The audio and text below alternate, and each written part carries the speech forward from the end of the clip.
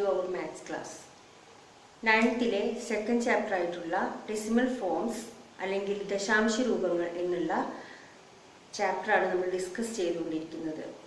അതിൽ ഫസ്റ്റായിട്ട് നമ്മൾ പറഞ്ഞത് ഒരു ഭിന്നസംഖ്യയുടെ ഛേദം 10ന്റെ കൃതികളായിട്ട് വരികയാണെങ്കിൽ എങ്ങനെ നമുക്കതിനെ അതിൻ്റെ ദശാംശ രൂപം എഴുതാം എന്നുള്ളത് പഠിച്ചു. അതിനുശേഷം അതുമായി റിലേറ്റഡ് ആയിട്ടുള്ള കുറച്ച് പ്രോബ്ലംസ് ആണ് നമ്മൾ ചെയ്തത്. ടെക്സ്റ്റ് ബുക്കിലെ പ്രോബ്ലംസ് ഒക്കെ ചെയ്തിട്ടുണ്ട്. അതിനുശേഷം നമ്മൾ പുതിയ രൂപങ്ങൾ, ന്യൂ ഫോംസ് എന്ന് പറയുന്ന പുതിയൊരു ടോപ്പിക്കിലേക്ക് കടന്നു. ആ ന്യൂ ഫോംസിൽ മെയിനായിട്ട് വരുന്നത് ഡെസിമൽ ഫോം കണ്ടെത്താനുള്ളതായിരുന്നു. അതായത് 10ന്റെ കൃതികളാക്കി, അതായത് ഒരു ഭിന്നസംഖ്യയുടെ ഛേദത്തെ 10ന്റെ കൃതികളാക്കി മാറ്റാൻ കഴിയാത്ത ഭിന്നസംഖ്യകളെ എങ്ങനെ നമ്മൾ ദശാംശ രൂപത്തിലേക്ക് മാറ്റാം എന്നുള്ള ഒരു ടെക്സ്റ്റ് ബുക്കിലെ പുതിയ മെത്തേഡ് യൂസ് ചെയ്തിട്ട് ഉള്ള പ്രോബ്ലംസ് ആണ് നമ്മൾ ചെയ്തത്. അതിൽ മെയിനായിട്ട് നമ്മൾ ചെയ്തത് 1/3യുടെ ഡെസിമൽ ഫോം കണ്ടുപിടിച്ചു. 1/3യുടെ ഡെസിമൽ ഫോം എന്ന് പറയുന്നത് 0.333 ആണ്, അതായത് 0.333 എക്സെട്ര ആണ്. അതേപോലെ 1/6 ചെയ്തു. 1/6 വരുന്നത് 0.1666 എക്സെട്ര. 1/9 0.111 എക്സെട്ര. 1/11 1/11 0.090909, അതായത് 0.090909 എക്സെട്ര എന്ന് പറഞ്ഞിട്ടാണ് നമുക്ക് അവയുടെ ദശാംശ രൂപങ്ങൾ കിട്ടിയിട്ടുണ്ടായിരുന്നത്. ഈ ദശാംശ രൂപങ്ങൾക്ക് ഒരു പ്രത്യേകതയുണ്ട്. ആദ്യത്തെ ദശാംശ രൂപം നോക്കിക്കഴിഞ്ഞാൽ നമുക്ക് അവിടെ പറയാൻ സാധിക്കും 3 എന്നുള്ള സംഖ്യ, അതായത് 3 എന്ന് പറയുന്ന നമ്പറാണ് അവിടെ റിപ്പീറ്റ് ആയിട്ട് ഇങ്ങനെ പോയിക്കൊണ്ടിരിക്കുന്നത്. സെക്കൻഡ് വണ്ണില് 1 കഴിഞ്ഞിട്ട് 6 എന്ന് പറയുന്ന നമ്പറാണ് അവിടെ റിപ്പീറ്റ് ആയിട്ട് പോയിക്കൊണ്ടിരിക്കുന്നത്. 1/9 1 എന്ന് പറയുന്ന നമ്പറാണ് റിപ്പീറ്റ് ആയിട്ട് പോയിക്കൊണ്ടിരിക്കുന്നത്. 1/11 0909009 എന്ന് പറയുന്ന നമ്പേഴ്സ് ആണ് റിപ്പീറ്റഡ് ആയി പോയിക്കൊണ്ടിരിക്കുന്നത്. അപ്പോൾ ഇതൊക്കെ നമ്മുടെ ദശാംശ രൂപങ്ങളിൽ വരുന്ന, അതായത് ഒരു ഭിന്നസംഖ്യയുടെ ദശാംശ രൂപത്തിൽ വരുന്ന പ്രത്യേകതകളാണ്. ഓക്കെ, ഇനി ഈ വിലകൾ ഉപയോഗിച്ച് നമുക്ക് മറ്റ് എളുപ്പത്തിൽ ഈ എഴുതിയിരിക്കുന്ന ഭിന്നസംഖ്യകളുടെ ദശാംശ രൂപങ്ങൾ എങ്ങനെ എഴുതാമെന്ന് നോക്കാം. അതിനായിട്ട് ആദ്യം പറയാൻ പോകുന്നത് 2/9, അതായത് 2/9. ഇതിനെ എങ്ങനെ നമുക്ക് എളുപ്പത്തിൽ ദശാംശ രൂപത്തിൽ എഴുതാമെന്ന് നോക്കാം. അത് എഴുതാനായിട്ട് നമ്മൾ ആദ്യം ഈ ഭിന്നസംഖ്യയെ ഞാൻ ആദ്യം മാറ്റി എഴുതുകയാണ്. ഇതിന്റെ അംശത്തിൽ കിടക്കുന്ന സംഖ്യ എന്ന് പറയുന്നത് 2 ആണ്. 2 × 2 ഇങ്ങോട്ട് പുറത്തെടുത്തു കഴിഞ്ഞാൽ നമുക്ക് ഇതിനെ എങ്ങനെ എഴുതാം? 2 × 1/9 എന്ന് എഴുതാം. അതായത് 2നെ 1/9 ആയിട്ട് മൾട്ടിപ്ലൈ ചെയ്യുമ്പോഴാണ് നമുക്ക് എന്ത് കിട്ടുന്നത്? 2/9 എന്നുള്ളത് കിട്ടുന്നത്. അപ്പോൾ നമുക്കിവിടെ 2 ഉണ്ട്. ഈ 2 അവിടെ എഴുതി. ഇൻറ്റു 1/9ന്റെ ഡെസിമൽ ഫോം നമ്മൾ ഓൾറെഡി പഠിച്ചു കഴിഞ്ഞതാണ്. അതായത് 0.111 എക്സെട്ര എന്നതാണ് 1/9ന്റെ ഡെസിമൽ ഫോം എന്ന് പറയുന്നത്, അല്ലെങ്കിൽ ദശാംശ രൂപം എന്ന് പറയുന്നത്. അപ്പോൾ നമ്മളിവിടെ 2 × 1/9ന്റെ വാല്യൂ അവിടെ സബ്സ്റ്റിറ്റ്യൂട്ട് ചെയ്യാം. അപ്പൊ 2 × 0.111 എക്സെട്ര എന്ന് പറഞ്ഞിട്ടാണ് നമുക്ക് അവിടെ ആൻസർ വരുന്നത്. അങ്ങനെ പറഞ്ഞാൽ ഈ നമ്പറിനെ 2 ആയിട്ട് മൾട്ടിപ്ലൈ ചെയ്യണം. ഇവിടെയൊക്കെ 1 വരുന്നത് കൊണ്ട് ആ നമ്പറിനെ നമ്മൾ മൾട്ടിപ്ലൈ ചെയ്താൽ ഒക്കെ കിട്ടുക അവിടെ 1 ഉള്ളത് പോയിട്ട് എന്താവും? 2 ആയിട്ട് മാറും. അപ്പൊ നമുക്ക് കിട്ടുന്ന ആൻസർ 0.222 എക്സെട്ര എന്ന് പറഞ്ഞിട്ടാണ് 2/9ന്റെ ആൻസർ വരുന്നത്. ഇനി ഇതേപോലെ തന്നെ 3/9 ചെയ്തു നോക്കിയാൽ, ഇനി അത് ചെയ്തു നോക്കേണ്ട ആവശ്യമില്ല. നിങ്ങൾക്ക് ഇപ്പൊ ഇതിന്നൊരു ഐഡിയ കിട്ടിയിട്ടുണ്ടാവും. കാരണം 2/9 ചെയ്യാൻ 2 × 1/9 ചെയ്തപ്പോഴാണ് നമുക്ക് ഈ ആൻസർ കിട്ടിയത്. 2 ആയിട്ട് ഇതിനെ മൾട്ടിപ്ലൈ ചെയ്താൽ 2 വെച്ചിട്ടുള്ള ഒരു ആൻസർ തന്നെയാണ് നമുക്ക് വരുന്നത്. അപ്പൊ അങ്ങനെയാണെങ്കിൽ 3/9ന്റെ ആൻസർ എന്തായിരിക്കും വരിക? 0.333 എക്സെട്ര എന്ന് വരും. ഇനി നെക്സ്റ്റ് ഈ 3/9ന്റെ വാല്യൂ ഒന്ന് ശ്രദ്ധിക്കുക. ഈ 3/9ന്റെ വാല്യൂ നിങ്ങൾ മുന്നേ വേറെ എവിടെയോ കണ്ടിട്ടുണ്ട് ഉണ്ടല്ലോ. ഇങ്ങോട്ട് നോക്കൂ. 1/3യുടെ വാല്യൂ എന്ത് തന്നെയാണ്? 0.333 തന്നെയാണ്. അതായത് ഈ 3/9 നമ്മൾ ഒന്നും കൂടെ സിംപ്ലിഫൈ ചെയ്യുമ്പോൾ കിട്ടുക 1/3 ആണ്. അപ്പോൾ 1/3യുടെ വാല്യൂ തന്നെയാണ് ഏതിനുള്ളത്, 3/9 ഉള്ളത്. ഓക്കെ, ഇനി 4/9. 4/9 എന്ത് വരും, ഇതേപോലെ 0.444 എക്സെട്ര. 5/9 0.555 എക്സെട്ര. 7/9 എന്ത് വരും, 0.777 എക്സെട്ര. നെക്സ്റ്റ് 8/9 വരുന്നത് 0.88 എക്സെട്ര എന്ന് പറഞ്ഞിട്ട് വരും. ഓക്കെ, അങ്ങനെയാണെങ്കിൽ 10/9 എന്താണ് വരിക? 10/9 ഈ 10 എന്ന് പറയുന്ന നമ്പർ ഇത് ഇപ്പോ മിക്സഡ് ഫ്രാക്ഷൻ ആയി, അതായത് ഇതിനെ നമുക്ക് മിക്സഡ് ഫ്രാക്ഷൻ ആക്കി എഴുതാൻ സാധിക്കും. 10/9 എങ്ങനെ നമ്മൾ മിക്സഡ് ഫ്രാക്ഷൻ ആക്കി എഴുതുക? 10/9 നമുക്കറിയാം, 10നെ 9 ആയിട്ട് ഡിവൈഡ് ചെയ്ത് നോക്കുക. 1 ടൈം പോവും, 9 1 വരും. അപ്പൊ നമുക്ക് കിട്ടുന്ന ആൻസർ എന്താണ്? 1/9 ആ വരിക. 1/9 നമുക്ക് എങ്ങനെ എഴുതാം? 1 + 1/9 എഴുതാം. അപ്പൊ 1 + 1/9ന്റെ ആൻസർ എത്രയാണ്? 0.111 എക്സെട്ര ആണല്ലോ. അപ്പോ ഈ 1ന്റെ കൂടെ 0.111 ആഡ് ചെയ്താൽ നമുക്ക് കിട്ടുന്ന ആൻസർ 1.111 എക്സെട്ര എന്നാണ്. അത് ആഡ് ചെയ്യുന്നത് നമുക്ക് കിട്ടുക.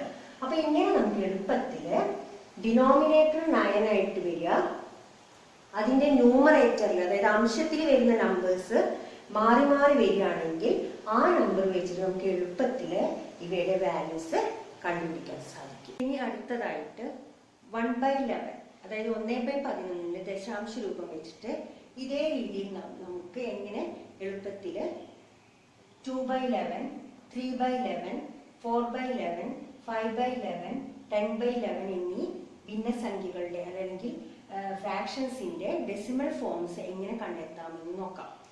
അപ്പോൾ അതിന് നമ്മൾ നേരത്തെ ചെയ്തതുപോലെ തന്നെ 1/11ന്റെ വാല്യൂ നിങ്ങൾക്ക് അറിയാലോ, 0.090909 എക്സെട്ര ആണ്. അങ്ങനെയാണെങ്കിൽ 2/11ന്റെ വാല്യൂ എന്ന് പറയുന്നത് 2 × 1/11 ആണ്. അങ്ങനെ 2 × 1/11ന്റെ വാല്യൂ എന്ന് പറയുന്നത് 0.090909 എക്സെട്ര ആണ്. അപ്പോൾ നമുക്ക് കിട്ടുന്നത് ഇവിടെയുള്ള ഈ 2 ഇവിടെയുള്ള നമ്പർ 9 ആണ്.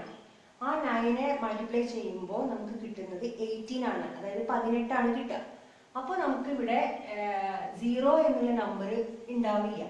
അപ്പൊ നമുക്ക് കിട്ടുക 2 കൊണ്ട് മൾട്ടിപ്ലൈ ചെയ്യുമ്പോൾ നമുക്ക് ആൻസർ വരുന്നത് 0.1818 എക്സെട്ര എന്നതാണ് 2/11ന്റെ ഡെസിമൽ ഫോം എന്ന് പറയുന്നത്, ദശാംശ രൂപം എന്ന് പറയുന്നത് 0.181818 എക്സെട്ര ആണ്. അങ്ങനെയാണെങ്കിൽ 3/11 നോക്കാം.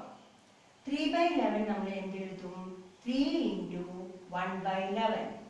That means 3 × 0.0909 എക്സെട്ര എന്ന് പറയും.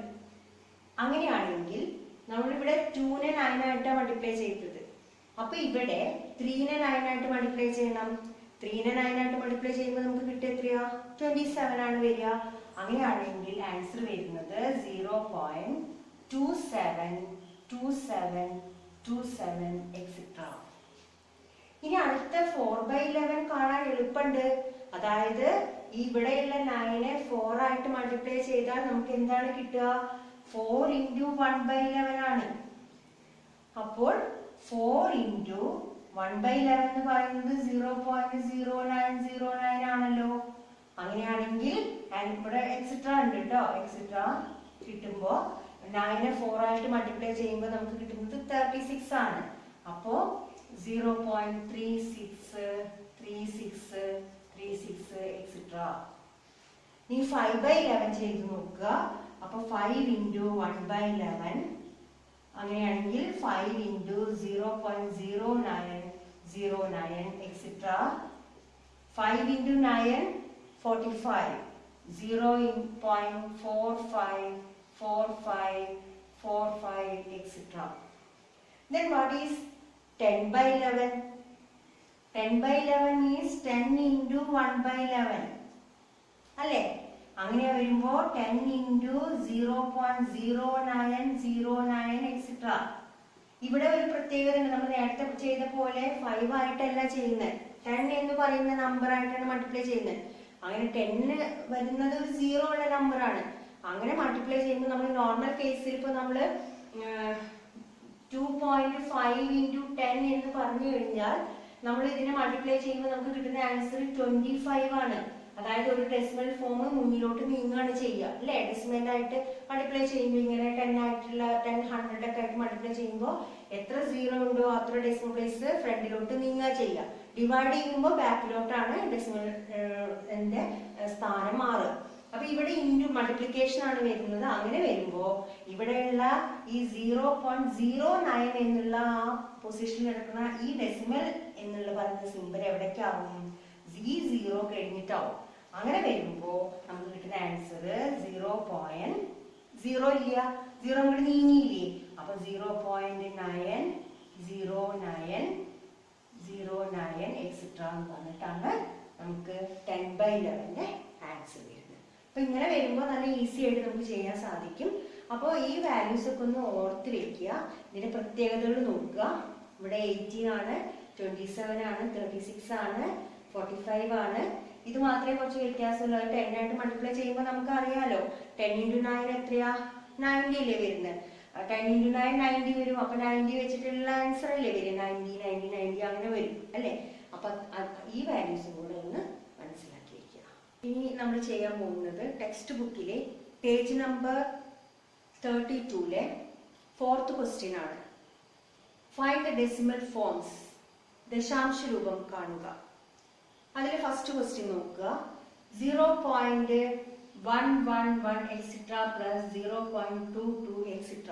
നേരത്തെ നമ്മൾ ചെയ്തിട്ടുണ്ടായിരുന്നത് ഡയറക്റ്റ് നമുക്കൊരു ഫ്രാക്ഷൻ അല്ലെങ്കിൽ ഒരു ഭിന്നസംഖ്യ തന്നിട്ട് അതിന്റെ ദശാംശ രൂപം എഴുതാനായിരുന്നു. പക്ഷെ ഇവിടെ അങ്ങനെയല്ല. ദശാംശ രൂപമാണ് നമുക്ക് തന്നിരിക്കുന്നത്. ഡെസിമൽ ഫോംസ് ആണ് തന്നിരിക്കുന്നത്. ഡെസിമൽ ഫോംസ് തന്നു കഴിഞ്ഞിട്ട് ഇവിടെയുള്ള ക്രിയ അല്ലെങ്കിൽ അവിടെയുള്ള ആ കാൽക്കുലേഷൻ ചെയ്തതിന് ശേഷം നമ്മൾ അതിനെ എന്താക്കണം? ഫ്രാക്ഷൻ അതിന്റെ ഡെസിമൽ ഫോം ആക്കി മാറ്റുകയാണ് വേണ്ടത്. അപ്പൊ അതിനു വേണ്ടി നമ്മൾ ആദ്യം ചെയ്യുന്നത് 0.11 എക്സെട്ര എന്ന് പറയുന്നത് ഏത് ഫ്രാക്ഷന്റെ ഡെസിമൽ ഫോം ആണെന്ന് നോക്കുക. നിങ്ങൾക്ക് ഇത് കണ്ടാൽ തന്നെ അറിയാം 0.111 എക്സെട്ര എന്ന് പറയുന്നത് ഏതിന്റെ ഡെസിമൽ ഫോം ആണ്? 1/9 ആണ് അല്ലേ? അപ്പൊ 1/9 പ്ലസ് അങ്ങനെയാണെങ്കിൽ 0.22 എക്സെട്ര ഏതിന്റെ ഡെസിമൽ ഫോം ആണ്? 2/9 ആണ്. 2/9. ഇവിടെ രണ്ട് ഫ്രാക്ഷന്റെയും ഡിനോമിനേറ്റർ സെയിം ആണ്. ഛേദം തുല്യമായാൽ നമുക്ക് അംശങ്ങൾ തമ്മിൽ എന്ത് ചെയ്യാം? ആഡ് ചെയ്യാൻ സാധിക്കും അല്ലെങ്കിൽ കൂട്ടാൻ സാധിക്കും. അപ്പൊ ഇവിടുത്തെ ന്യൂമറേറ്റർ എന്ന് പറയുന്നത്, അംശം എന്ന് പറയുന്നത് 1ഉം 2 ആണ്. അപ്പോൾ 1 + 2 ഡിവൈഡഡ് ബൈ 9. 1 + 2 is 3 ആണ്. 3/9. 3/9ന്റെ ഡെസിമൽ ഫോം നിങ്ങൾക്ക് അറിയാം. എങ്ങനെ നമ്മൾ എളുപ്പത്തിൽ എഴുതുക? 0.333 എക്സെട്ര. 0.333 എക്സെട്ര. അപ്പോൾ ഈ തന്നിരിക്കുന്നതിന്റെ ഡെസിമൽ ഫോം എന്ന് പറയുന്നത് 0.333 എക്സെട്ര ആണ്. അല്ലാതെ തന്നെ ഇത് നിങ്ങൾക്ക് ആഡ് ചെയ്തിട്ട് എഴുതാൻ സാധിക്കും. ഇതിങ്ങനെ ആഡ് ചെയ്യുമ്പോൾ നമുക്കറിയാലോ 0.33 വരിക എന്നറിയാം. എങ്കിലും നമ്മൾ അത് നമ്മൾ പഠിച്ചിട്ടുള്ള രീതി അനുസരിച്ചിട്ട് ചെയ്തതാണ് ഇപ്പൊ ഞാൻ ഇവിടെ എഴുതിയത്. ഓക്കെ, ഇനി സെക്കൻഡ് വൺ നോക്കുക. 0.33 is the decimal form of 3/9. 3/9ന്റെ ദശാംശ രൂപമാണ് 0.333 എക്സെട്ര പ്ലസ് 0.77 എക്സെട്ര എന്ന് പറയുന്നത് 7/9ന്റെ ഡെസിമൽ ഫോം ആണ്. That is 7/7/9. നേരത്തെ ചെയ്തതുപോലെ അംശങ്ങൾ തമ്മിൽ ആഡ് ചെയ്യുമ്പോൾ അതായത് 3 + 7 ഡിവൈഡഡ് ബൈ 9 ഈക്വൽ ടു 10/9. 10/9ന്റെ ആൻസർ നിങ്ങൾക്ക് അറിയാം, നേരത്തെ നമ്മൾ ചെയ്തതാണ്. ഒരു വാല്യൂ ഡെസിമൽ ഫ്രാക്ഷൻ ആണ് മുന്നിലോട്ട് നീങ്ങുക ചെയ്യുക അല്ലെ.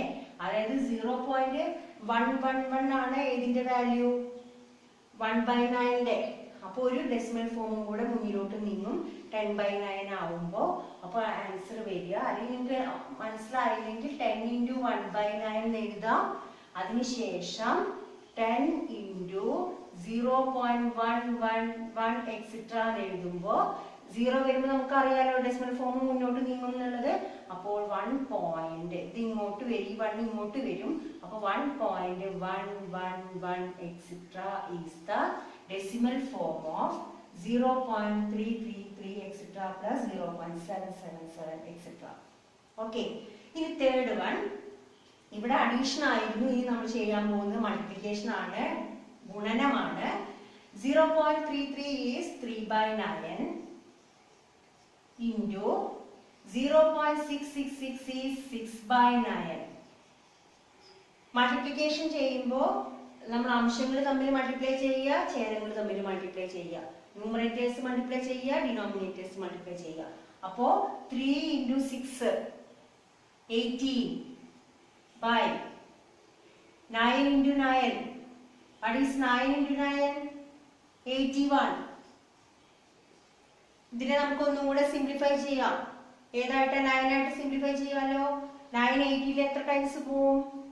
2 ടൈംസ്. 81 9 ടൈംസ് തന്നെയാണ്. അപ്പൊ 2/9 ആ വരിക. 2/9ന്റെ ദശാംശ രൂപം എന്താണ്? 0.222 etcetera. This is the answer. Okay, ഇനി ഫോർത്ത് ക്വസ്റ്റ്യൻ നോക്കുക. ഇവിടെ 0.333 ആണ്. അപ്പൊ നമുക്ക് അതിനെ മാറ്റിയിട്ട് 3/9² എഴുതാം. ഇങ്ങനെ ബ്രാക്കറ്റ് ഇട്ടിട്ട് സ്ക്വയർ ഇട്ടാൽ അർത്ഥം ഇവിടെയുള്ള 3നെ സ്ക്വയർ ചെയ്യണം, 9നെ സ്ക്വയർ ചെയ്യണം. What is the square of 3?